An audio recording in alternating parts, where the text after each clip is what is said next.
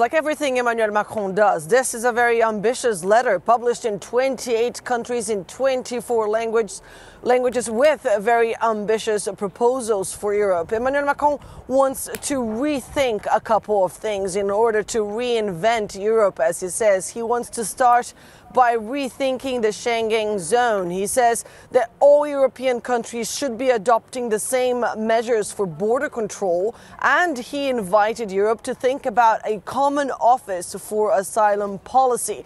He also thinks that Europe should be rethinking its environmental targets. He talks about zero carbon emissions by 2050 and halving the use of pesticides by 2025. And he proposed rethinking election rules and creating a European agency for the protection of democracies. That is what he called an organ, a body that would indeed try and avoid foreign intervention, cyber attacks, and the influencing, the manipulation of European votes by foreign powers. And he ended that letter inviting all countries of Europe to join him for a conference for Europe in order to propose all the changes of this needed political project with an open mind, even with the idea of rethinking and amending certain treaties.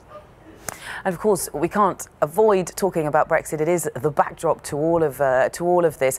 What did Macron have to say about the UK's future relationship with the EU?